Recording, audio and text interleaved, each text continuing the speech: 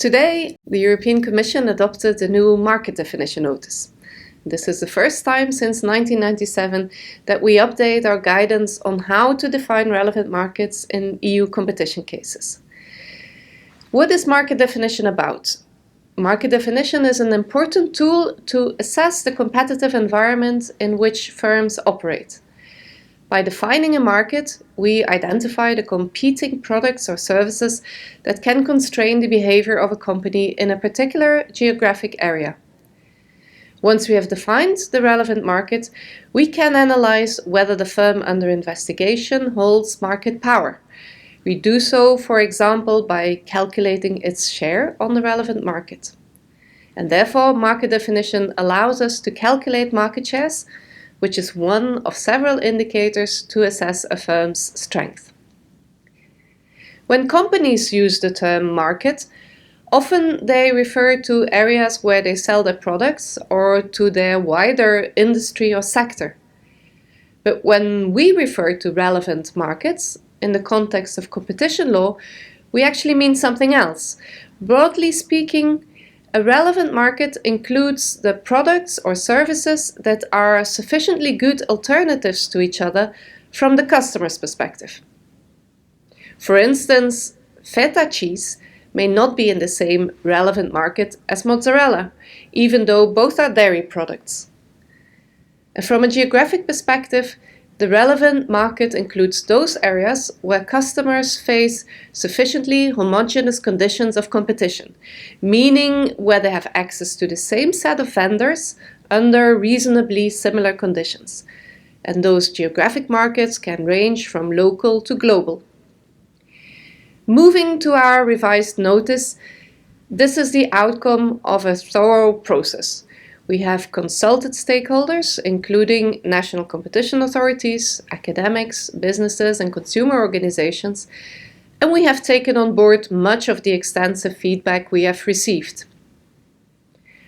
So, what is new in the revised notice? First, the revised notice offers an updated set of general principles that guide the market definition exercise across sectors. For example, the principle that market definition is a facts-based exercise, or that market definition can evolve with time. It changes when market dynamics change.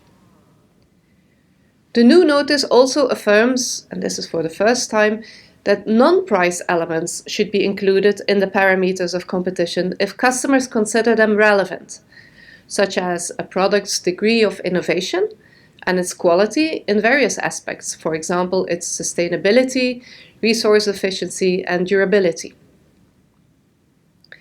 Second, as the world has become more digitalized, the revised notice offers new guidance on digital markets, for example, on multi-sided platforms and on markets featuring zero monetary price products.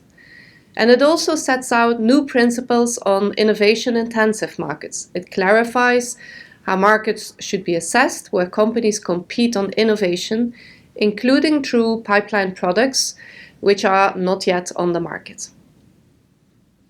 Third, the revised notice offers more guidance on geographic market definition, including the conditions for defining global markets and the approach to assessing imports. And last but not least, the revised notice offers expanded guidance on possible sources of evidence and their probative value, based on the Commission's extensive enforcement experience. For instance, it clarifies how the Commission will handle contradictory evidence and what elements it will consider when evaluating companies' internal documents. This guidance should contribute to a more efficient enforcement by the Commission and the national authorities in the EU member states. To conclude, the revised notice builds on 25 years of enforcement experience and case law. It also takes into account the extensive feedback that we received from our stakeholders.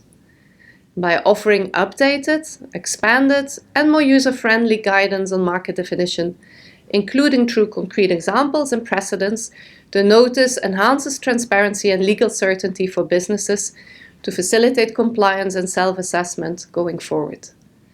The new notice will also help our own case teams and possibly those of national authorities to structure their investigations and assessments of both merger and antitrust cases. Enjoy reading our new notice.